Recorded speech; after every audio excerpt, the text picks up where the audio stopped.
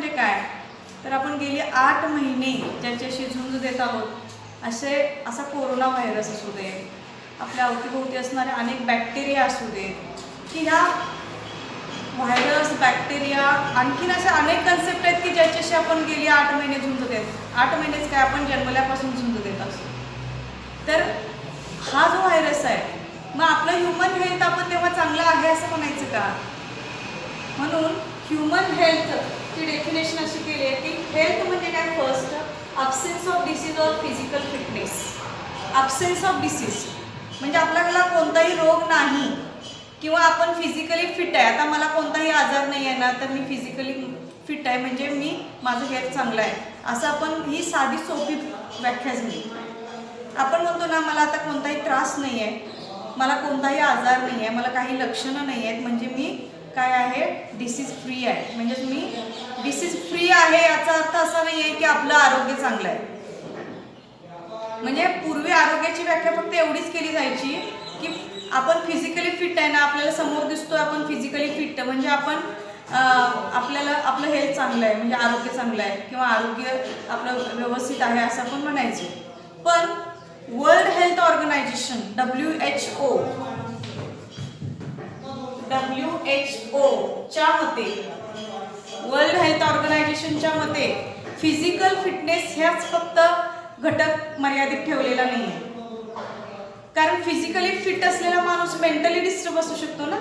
आपल्याला पुढे समोर दिसणारा माणूस फिजिकली फिट दिसतोय पण तो मेंटली डिस्टर्ब असला तर, होय की नाही, होय ना. म्हणजे तो मेंटली डिस्टर्ब असला किंवा आता समजा आपण म्हणूया फिजिकली पण फिट आहे, मेंटली पण तो फिट आहे, पण तो सोशली नसला तर, सोशली म्हणजे समाजात वावरताना तो इतरांना इरिटेट करत असेल, इतरांना त्रास देत असेल, तरी सुद्धा आपल्याला त्याचं हेल्थ हे काय म्हणू शकत नाही आपण, योग्य आहे, चांगलं आहे. आणि म्हणून WHO च्या मते it is defined as, health is defined as a state of, according to World Health Organization, health means a state of physical state of complete physical, mental and social, physical, mental and social well-being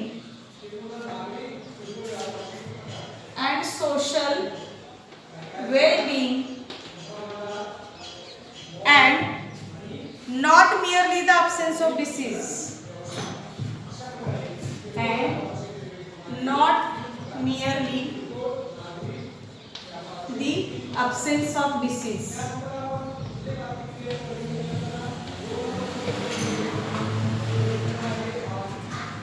Absence of disease or infirmity, disease or infirmity. म्हणजे आपली व्याख्या आता हेल्थची, health म्हणजे आपलं आरोग्य जे आहे ते फक्त रोग म्हणजे नसणे किंवा आपण शारीरिकदृष्ट्या फिट आहे म्हणजे आपण आपलं हेल्थ चांगलं आहे असं म्हणायचं नाही आहे. तर वर्ल्ड हेल्थ ऑर्गनायझेशनच्या द्वारे अ स्टेट ऑफ, अशी अवस्था की ज्याच्यामध्ये कंप्लीट फिजिकल म्हणजे आपण शारीरिकदृष्ट्या आपण सक्षम आहोत, म्हणजे आपल्या शरीरातले सगळे अवयव व्यवस्थित डेव्हलप झालेले आहेत, शरीराला कोणतीही आपल्याला बाकीचा कोणताही त्रास नाही आहे, तर ते डेव्हलपमेंट फिजिकल डेव्हलपमेंट असेल. मेंटली मानसिकदृष्ट्या आपण खूप सक्षम आहोत, मेंटली पण म्हणजे मानसिकदृष्ट्या पण आपण काय असायला पाहिजे, व्यवस्थित असायला पाहिजे, मेंटली आपण कुठेही डिस्टर्ब असता कामा नये. अँड सोशल वेलबिंग म्हणजे आपण सामाजिकदृष्ट्या सुद्धा आपण घरामध्ये या कुटुंब व्यवस्थेमध्ये राहतो, समाजामध्ये राहतो, तेव्हा आपलं बिहेवियर हे सगळ्यांसाठी सांभाळून घेण्यासारखं असायला पाहिजे. म्हणजे हे सोशल वेलबिंग जे आहे ते सुद्धा योग्य असलं पाहिजे. Not merely the absence of disease म्हणजे कोणताही रोग नाही आहे, फक्त याच्यावरच हे अवलंबून न राहता ह्या सगळ्या प्रकारचं वेलनेस आपलं असेल तरच आपलं हेल्थ आपण काय म्हणूया चांगलं असेल. Okay, then next one is, in short health is birth right of humans. मुलांनो, आपलं आरोग्य हा आपला हक्क आहे आणि तो कधीपासून आहे, जन्मल्यापासून बर्थ राईट म्हणजे हा आपला हक्क आहे. आपण आपलं आरोग्य मिळवणं हा आपला प्रत्येकाचा हक्क आहे. जन्मापासून तो आपण मिळवलेला आहे. And birth right then health also reflects the metabolic and functional efficiency of living organisms. आता हेल्थ चांगलं आहे की नाही हे कशावर अवलंबून आहे मुलांना तुम्हाला माहिती आहे? हा शब्द तुम्ही कोरोना चालू झाल्यापासून तर खूप वेळा ऐकलाय.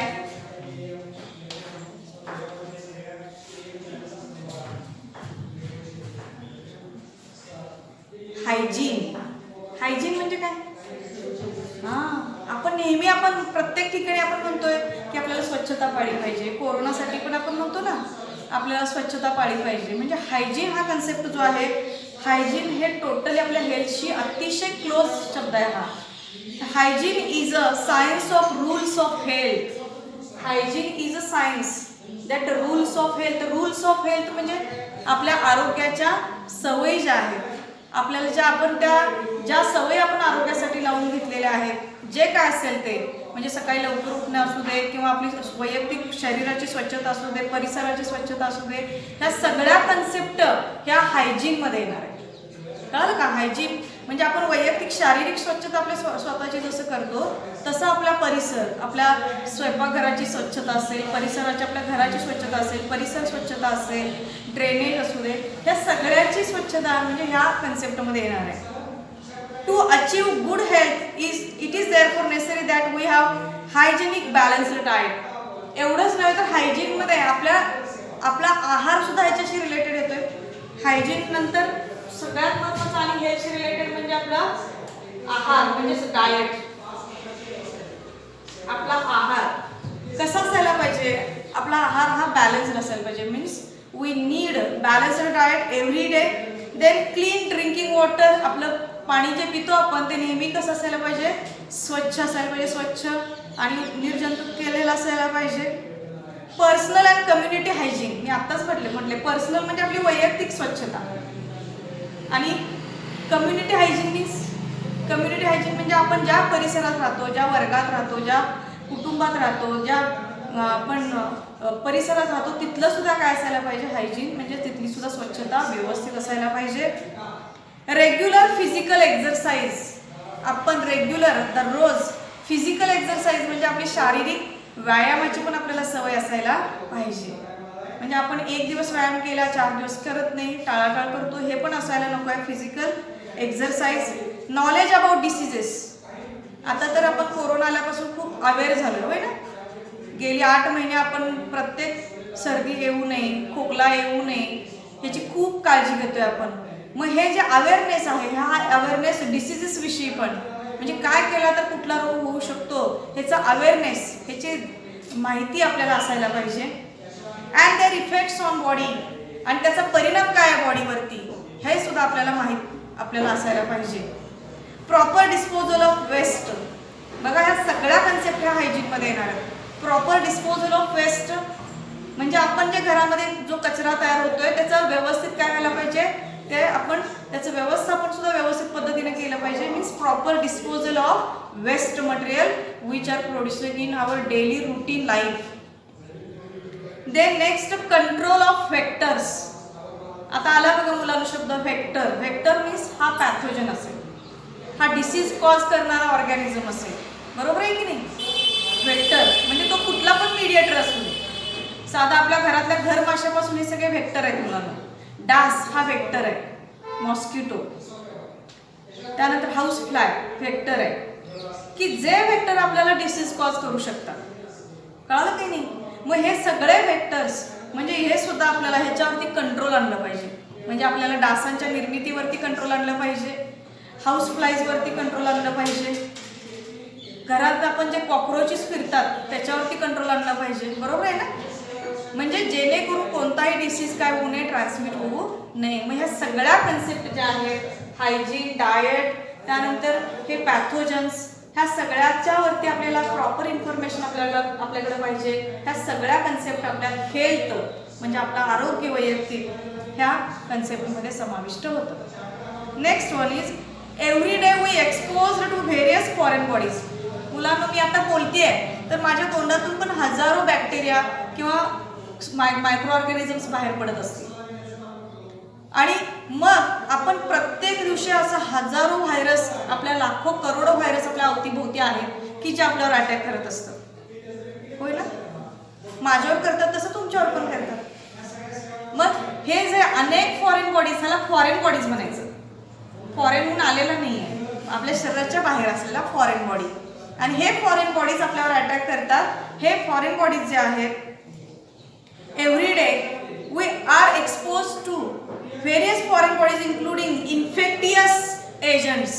ह्यातले मोस्ट एजंट्स हे काय असणार आहेत सांगा? इन्फेक्टियस असणार आहेत. Infectious agent. इन्फेक्टियस एजंट्स जे आहेत, इन्फेक्टियस याचा अर्थ आहे इन्फेक्शन घडवणारे एजंट. हे इन्फेक्टियस एजंट कोण असेल? आता जसा कोरोना व्हायरस आहे तो, बरोबर आहे ना? तो कोरोना, तो व्हायरस आपल्या शरीरामध्ये आला की तो आपल्याला लंगला इन्फेक्ट करतो, बरोबर आहे की नाही? लंगला पहिल्यांदा तो लंगमध्ये राहतो, मग त्याच्यापासून आपल्याला निमोनियाची लक्षणं दिसायला लागतात, बरोबर आहे ना? मग हळूहळू त्याच्यामुळे आपली काय होते, रेस्पिरेटरी, तो काय करतो, अल्व्हिओलालाच ब्रेक करतो. आणि अल्व्हिओला ब्रेक व्हायला लागले की हळूहळू आपली ऑक्सिजन कॅरिंग कॅपॅसिटी कमी व्हायला लागते. आणि म्हणून हे जे इन्फेक्टियस एजंट्स आहेत, शिवाय त्याच्यामध्ये काही बॅक्टेरिया असतील, व्हायरस असतील, बॅक्टेरिया,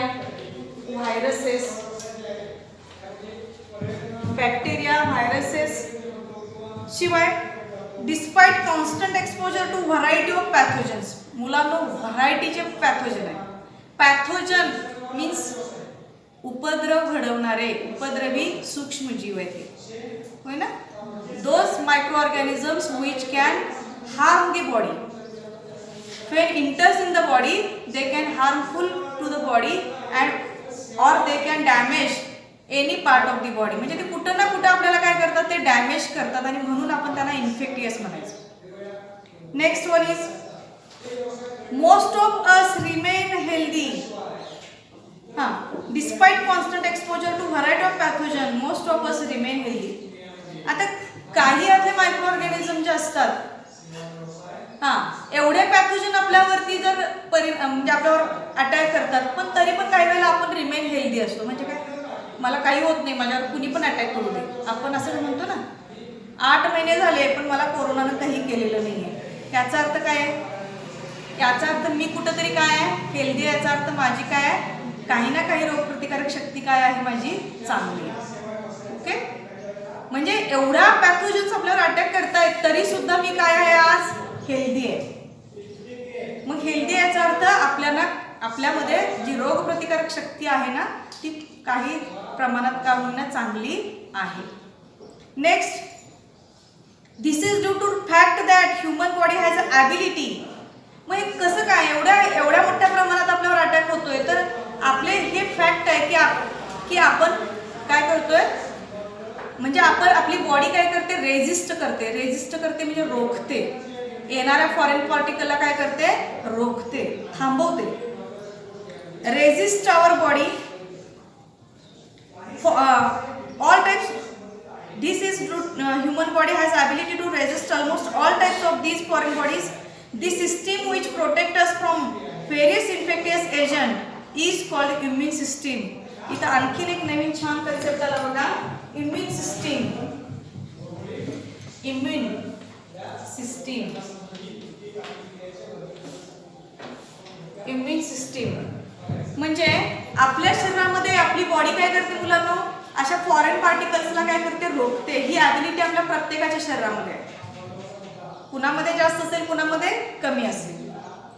मग ही जी आपली शक्ती आहे, ही आपल्याला रोखण्याची जी ताकद आहे, त्याच्यासाठी आपल्या बॉडीमध्ये एक सिस्टीम आहे. सिस्टीम म्हणजे एक संस्था, आणि ती काय करते, ती आपल्या येणाऱ्या फॉरेन पार्टिकलला बाहेरच काय करते, रोखते किंवा त्याला प्रतिकार करते.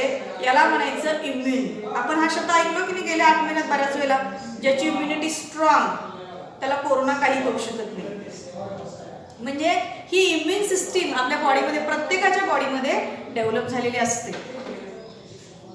दिस system which protect us from various infectious agent. म्हणजे ही सिस्टीम काय करते, आपल्याला वेगवेगळ्या जे काही पॅथोजन्स असतील, वेगवेगळे डिसीजेस असतील, त्याला त्याला रोखते, त्याला थांबवण्याचं काम करते.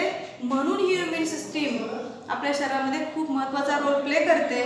म्हणजे एक प्रकारची आपल्या रोगप्रतिकारक शक्ती त्याच्यातून आपल्याला डेव्हलप होते आणि म्हणून त्याला काय म्हणायचं आहे,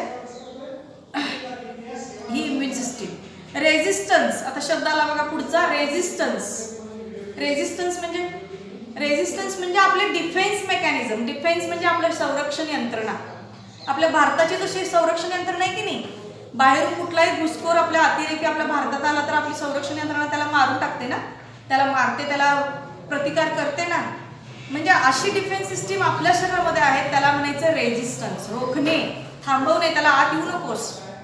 तुम्ही पाकिस्तानचा कोणी पण माणूस आपल्याकडे आला तर आपण त्याला काय करणार आहे, रोखणार ना, थांबवणार, तिथल्या तिथं त्याला मारणार. म्हणजे ही resistance.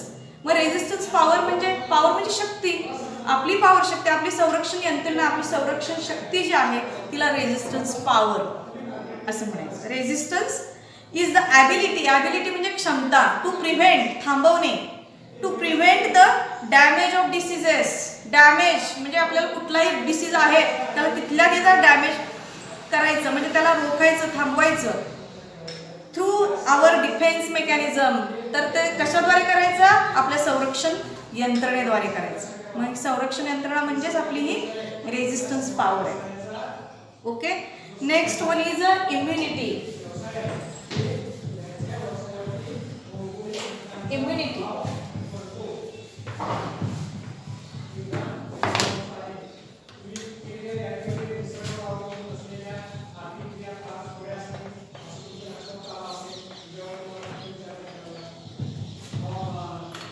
Immunity means traditionally referred as a resistance exhibited by the host towards injury caused by pathogens and their products.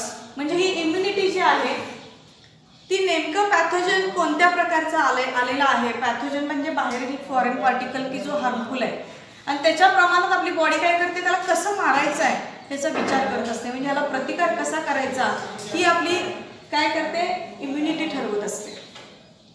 म्हणजे आपला शत्रू कसा आहे हे पहिल्यांदा आपली बॉडी ओळखते आणि मग त्याला कसं इन्व्हेड करायचं, म्हणजे त्याला कसं बाहेर त्याला मारून कसं टाकायचं हे आपली बॉडी ठरवत असते. आणि म्हणून त्या कन्सेप्टला म्हणायचं immunity. However protection against infectious diseases is only one of the many consequences of immune response which is entirely concerned with reaction of the body against any foreign antigen. आता मुलांनो इथे दोन कन्सेप्ट अतिशय महत्त्वाचे कन्सेप्ट येणार आहेत, antigen and antibody. Antigen and antibody. Antigen म्हणजे काय आणि अँटीबॉडी म्हणजे काय, मी आता तुम्हाला इथं लिहून दाखवते, तुम्ही पण ते लिहून घ्या.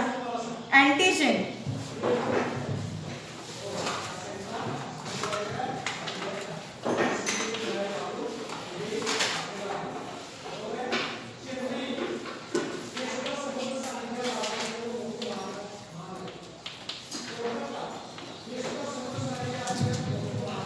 any foreign substance invading body.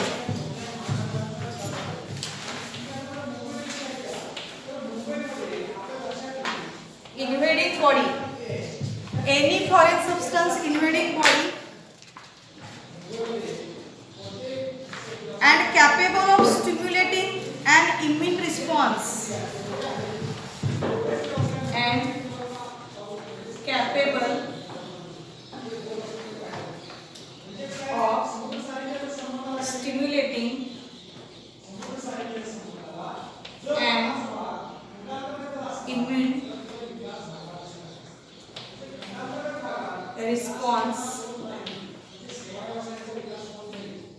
is called antigen.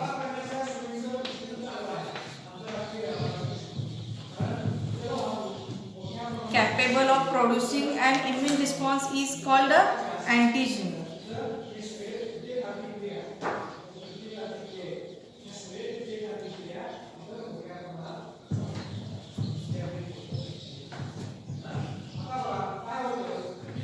Here antibody.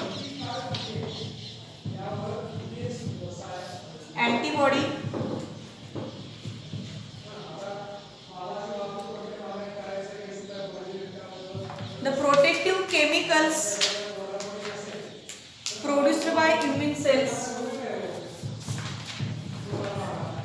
protective chemicals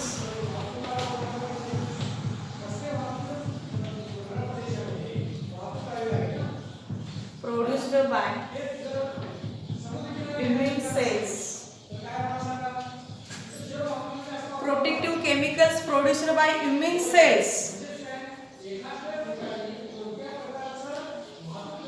in response to antigen. In response to antigens is called antibody. Is called the antibody.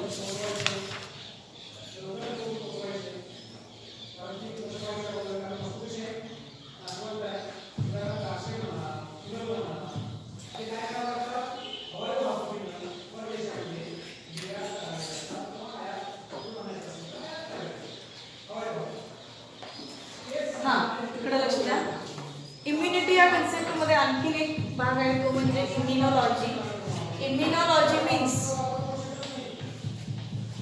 It is the science. Immunology logy means it is the branch of science. ही विज्ञानाची अशी शाखा आहे in which it deals with the study of immune system. म्हणजे याच्यामध्ये immune सिस्टीमचा अभ्यास करणारं शास्त्र म्हणजे इम्युनॉलॉजी. लॉजी मीन्स शास्त्र. इम्युन सिस्टीमचा अभ्यास करणारं शास्त्र विज्ञानाची अशी शाखा की ज्याच्यामध्ये इम्युनिटीचा अभ्यास केला जातो त्याला इम्युनॉलॉजी म्हणायचं. हे लिहून घेतलं. सगळ्यांनी आता पूर्ण लक्ष द्यायचं आहे की हा अँटीजेन म्हणजे काय, अँटीबॉडी म्हणजे काय. Antigen. What is mean antigen? Antigen is any foreign substance invading body. आता मुलांना इन्व्हेडिंग म्हणजे काय, बाहेरचा सबस्टन्स, बाहेरचा पॅथोजन जेव्हा आपल्या बॉडीमध्ये घुसखोरी करतो, आत येतो. आता आपल्या भारतामध्ये जसे अतिरेकी आत येतात की नाही बाहेरचे, जे मुळात भारतीय आहेत का नाही, त्यांनी काय केले आपल्या भारतामध्ये घुसखोरी केली. तसं आपल्या पूर्ण बॉडीमध्ये बाहेरून येणारे पॅथोजन्स जे असतात त्याला म्हणायचं इन्व्हेडर. बाहेरून येणारा पॅथोजन आहे तो काय म्हणायचं त्याला इन्व्हेडर, घुसखोर. आणि मग असे कोणतेही पॅथोजन जे फॉरेन पार्टिकल सबस्टन्सेस इन्व्हेडिंग बॉडी ते शरीरामध्ये घुसखोरी करतात आणि बॉडीमध्ये येतात and capable of stimulating and immune response.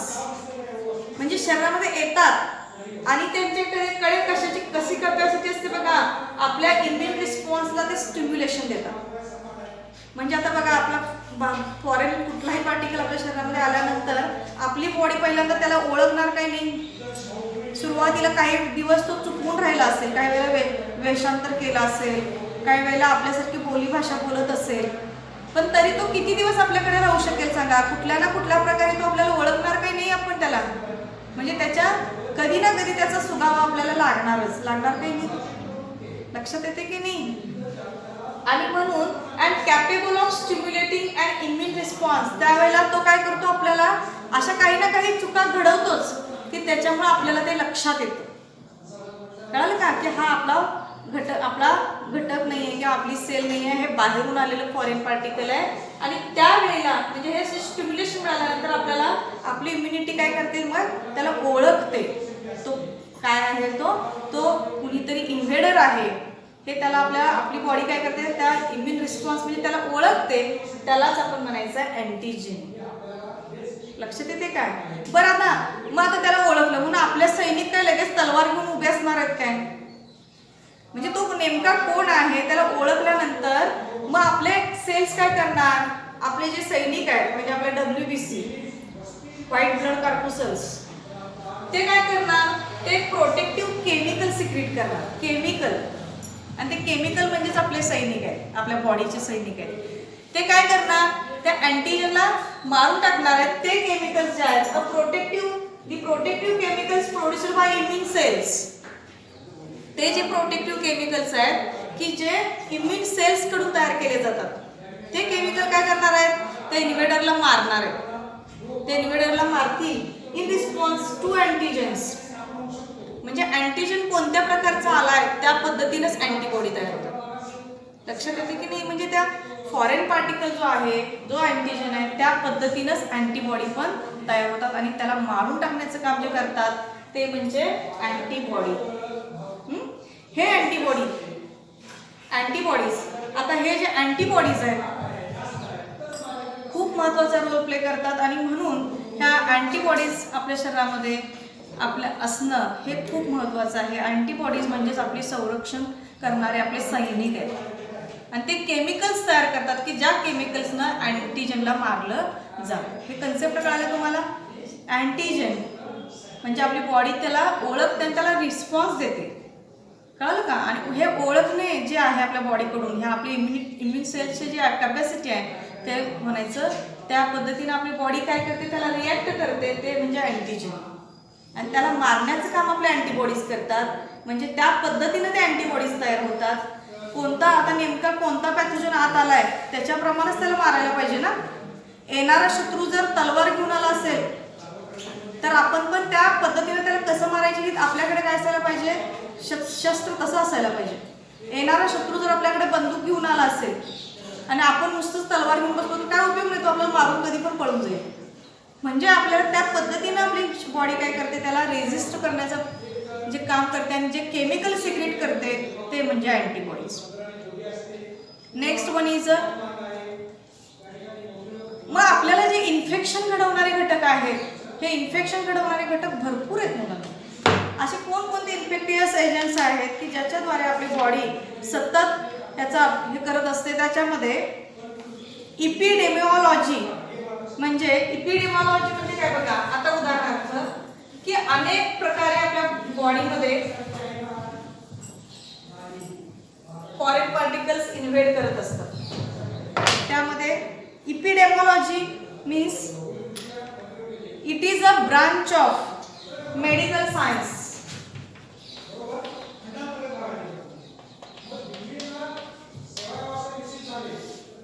इपिडेमिओलॉजी it is a branch of medical science म्हणजे ही वैद्यकीय शाखेची अशी ब्रांच आहे की ज्याच्यामध्ये that studies the distribution of disease in human population. म्हणजे ह्युमन पॉप्युलेशन म्हणजे एखाद्या मानवी लोकसंख्येमध्ये कोणता डिसीज पसरलाय, एका ठराविक लोकसंख्येमध्ये कोणता डिसीज पसरलाय, हा याचा अभ्यास करणारं शास्त्र म्हणजे इपिडेमिओलॉजी। आता दिल्लीमध्ये बघितलं मुलांना तर दिल्लीमध्ये सतत काय प्रदूषणाचं प्रमाण जास्त आहे, म्हणजे तिथे सतत कुठला डिसीज पसरू शकतो, म्हणजे फुफ्फुसाचे रोग तिथे जास्त होऊ शकतात। म्हणजे ह्याचा अभ्यास करणारं शास्त्र जे आहे ते काय आहे, इपिडेमिओलॉजी। ह्याच्यामध्ये रोग पसरवणारे म्हणजे असं जे डिसीज कॉझिंग जे एजंट्स आहेत त्याच्या प्रमाणात भरपूर रोग पसरू शकतात। त्याच्यातले काही एजंट्स आपण आता इथे बघणार आहे। याच्यामध्ये मेकॅनिकल एजंट्स आहेत, काही केमिकल एजंट्स आहेत, काही ठिकाणी आता यातले मेकॅनिकल एजंट्स जे आहेत, मेकॅनिकल केमिकल एजंट्स जे आहेत, न्यूट्रिशनल एजंट्स आहेत। मग आता हे मेकॅनिकल एजंट्स कुठले आहेत? रोग पसरवणारे mechanical agents.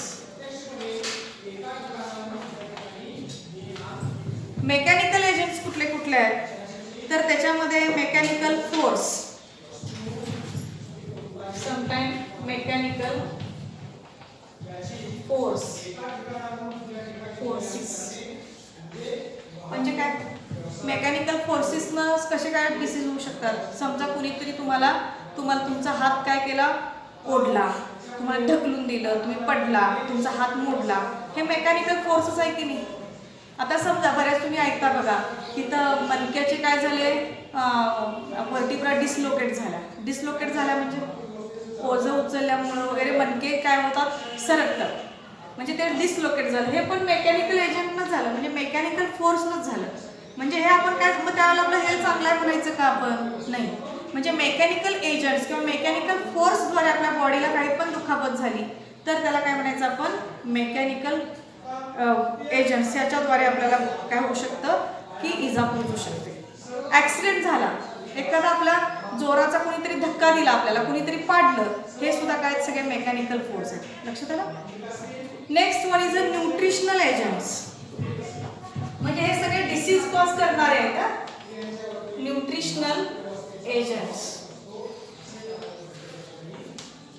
Nutritional agents in this includes food components. सगळे फूड कंपोनंट्स की जे आपल्याला डिसीज कॉज करू शकतात. त्याच्यामध्ये बघा आपण दररोज आहार जो घेतो त्याच्यामध्ये न्यूट्रिशनल एजंट्स मध्ये कोणकोणते घटक येतील सांगा. आपल्या दररोज आहारात असतात ते कार्बोहायड्रेट्स, प्रोटीन्स, फॅट्स, विटामिन्स.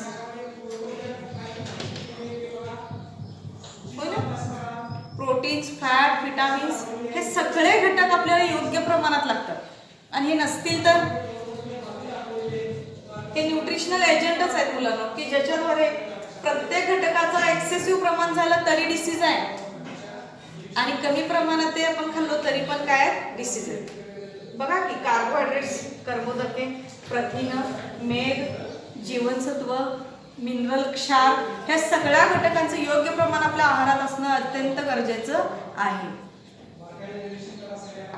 याच्याशिवाय पण काय होतात अनेक डिसीजेस होतात की व्हिटॅमिन डेफिशियन्सीमुळे डिसीज होतात, प्रोटीन डेफिशियन्सीमुळे. माहिती आहे ना तुम्हाला, मागच्या वेळेला तुम्ही शिकलाय माल न्यूट्रिशनमध्ये की असे प्रोटीन डेफिशियन्सीमुळं क्वॉशिवर्कर वगैरे ऐकलंय की नाही, लक्षात आलं काय नाही की क्वॉशिवर्कर हा प्रोटीन डेफिशियन्सी डिसीज आहे. म्हणजे हे डिसीजेस जे आहेत आपल्या हेल्थच्या रिलेटेड हे कन्सेप्ट आहेत. Carbohydrate, protein, fat, vitamin, mineral, oil, water. Then disease causing agent मध्ये केमिकल पण आहेत मुलांना. केमिकल्स पण आपल्या शरीरावरती परिणाम करत असतात. मग केमिकल एजंट्स कुठले कुठले आहेत? केमिकल एजंट पण आहे. आता केमिकल एजंट्स म्हणजे काय? आपल्या आहारातून आपल्या शरीरामध्ये तयार होणारे युरिया, युरिक ऍसिड, त्यानंतर पोल्युटंट्स, हवेमध्ये असलेले अनेक पोल्युटंट्स, प्रदूषक आहेत ना, हे प्रदूषक पण आपल्या शरीरावरती काय करत असतात, परिणाम करत असतात. आणि हे पोल्युटंट्स जे आहेत तर याचा परिणाम सुद्धा आपल्या शरीरावरती खूप होत असतो. Uric acid means daily in our life when excreta is expelled from the body the uric acid is excreted.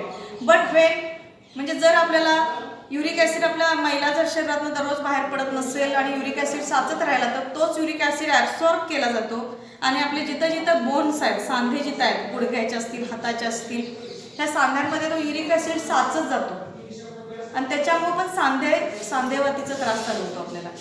म्हणजे हा सगळे जे आहे ते सगळे केमिकल्स झाले. Next one is biological. Biological म्हणजे कुठले? Bacteria, viruses, then fungi. हे सगळे, फंगी म्हणजे बुरशी, बॅक्टेरिया, व्हायरस, फंगी हे सगळे घटक सुद्धा काय करतात? डिसीज कॉज करू शकतात. नेक्स्ट वन इज म्हणजे आपण डिसीज कशाला म्हणायचं? डिसीज म्हणजे रोग. या माल फंक्शनिंग. माल फंक्शनिंग म्हणजे कुपोषण एक प्रकारचं. माल functioning of the body with specific symptoms. माल फंक्शनिंग ऑफ द बॉडी, माल functioning of the body with specific symptoms, with specific symptoms. Malfunctioning of the body with specific symptoms is called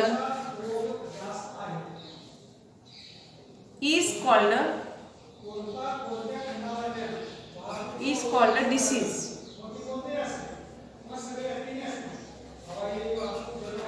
मग आपल्याला हे सगळ्यांवरती कंट्रोल ठेवायचं असेल तर आपल्याला काय करायला पाहिजे सांगा? सगळ्यावरती कंट्रोल ठेवायचं असेल तर आपलं हेल्थ चांगलं असायला पाहिजे असेल तर आपलं बॅलन्स्ड डाएट असायला पाहिजे. म्हणजे आपल्याला सगळ्या गोष्टींवरती आपण व्यवस्थित असलो तरच आपलं हेल्थ चांगलं म्हणता येईल. म्हणजे आपलं फूड नेहमी बॅलन्स्ड असायला पाहिजे. आपण जे आपल्या शरीरामध्ये जे केमिकल्स तयार होतात ते पण दररोजच्या दररोज त्याचा निचरा व्हायला पाहिजे. ह्या सगळ्या गोष्टीतून आपलं आरोग्य आपण काय करायला पाहिजे? टिकवायला पाहिजे. ठीक आहे.